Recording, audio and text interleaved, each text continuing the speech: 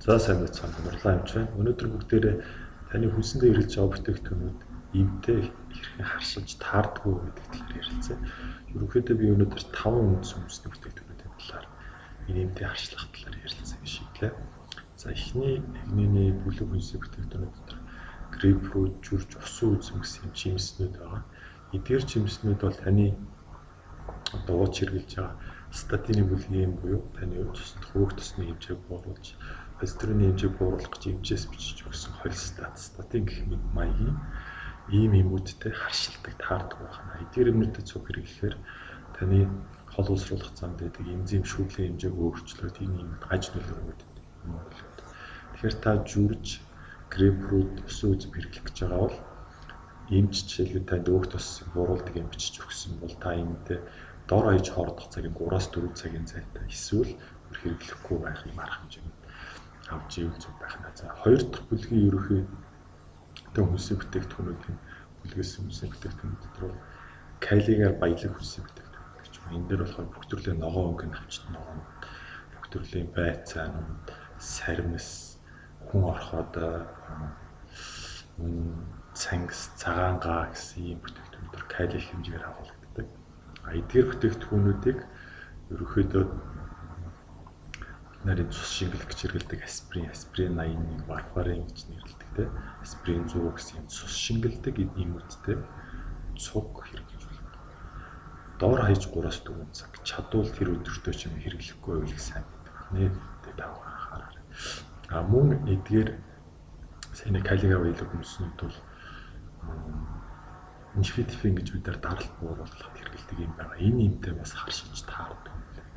Мөн та антигистамины бэлтгэл буюу харшлын эсрэг юм өгж байгаа бол энэ бас сэний калигаар баялаг хүнсний бүтээгдэхүүнүүд бол таардгүй байх гэдэг даваа анхаараарай. За дараагийн бүлэг хүнсний бүтээгдэхүүнүүд бол самрууд байгаа. Бүх төрлийн самар, толгошны самар, дэлгүүрээр зарж байгаа бид нар явждаг бүх төрлийн самарнууд. Энэ самарнууд дотор бол одоо самранд байдаг юм өрмөц эслэг байдаг. Энэ эслэг нь одоо бид нарын бамбаа олчирханд хэрэглэдэг. Бамбаа олчирхайн имжлэгэнд хэрэглэдэг тэр одоо левотироксин гэсэн тэр бамбаа олчирхайн юмнуудтай харшиж таардаг байна. Тэгэхээр та бамбаа олчирхайгаар имжлүүлж байгаа бамбаа олчирхайн имждэг зүйлээд им авч хэрэглэж байгаа тохиолдолд бол бүх төрлийн самбуудыг имтэйгээ ойрхон ууж болох. Чадвал хэрэглэхгүй байх талаас нь та бодолцож үзээрэй гэдэг анхаарал. За дараагийн төрлийн бүлэг хүнсний бүтээгдэхүүнүүд бол бүх төрлийн мах, бяцлаг, ялангуяа бүхрийн илэг, бүхрийн мах, дахианы илэг, дахианы мах, бүх төрлийн бяцлагууд, одоо шавцар бяцлаг гэх юм те. Бүх төрлийн бяцлаг, мах эдгээр бүтээгдэхүүн дотор бодисууд нь таны сэтгэл готролын эсрэг шин унтахтай хэрэглэдэг нойрны юмудтэй таардаг. Тэгэхээр та тийм бүтээгдэхүүнүүд хэрэглэж байгаа ялангуяа сэтгэл тайвшруулах тийм бэлтгэл одоо амьд хэрэгтлээ гэж бид ярьдаг. Тийм юм ууж байгаа бол хоолноосоо дор хаяж 4, 5, 6 цагийн зайтай ингэж хэрэглэж явах хэрэгтэй. Мэдээж та мах хэрэглэнтэй. Тэгээ махан хоолноосоо дор хаяж 5, 6 цагийн зайтай. Мэдээж орой 9 цаг үед ууж байгаа амьд хэрэгтлийн бол та өдөр сайхан махан хоол хийчихэд оройхон амьд хэрэгтлийг хэрэглэж байгаарэ гэдэг давхрыг анхааруулъя. За 5 дахь төрлийн хүнсний бүтээгдэхүүнүүд нь бол сүү болон сүү бүтээгдэхүүн. Энэ тараг сүү, ааруулын эзэг бүгд ордог.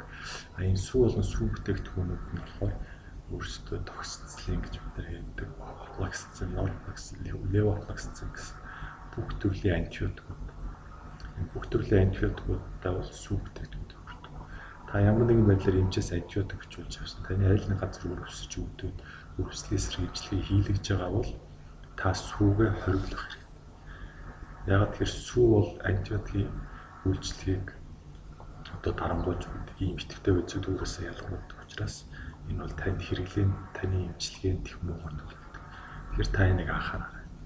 За ерөнхийдөө яг энэ хүнсний бүтээгдэхүүнүүд эвдээ бол их харшилдаг, таардгүй ийм нөлөөллүүд их байдаг. Гэхдээ би бүгдийг нь бол одоо ярьж чадахгүй. Ерөнхий ийм 5 бүлэг хүнсний бүтээгдэхүүн та бүхэн өнөөдөр ярьлаа.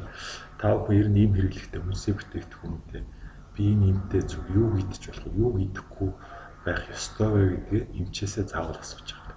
За ингээд анхаарал тавьсан баярлалаа.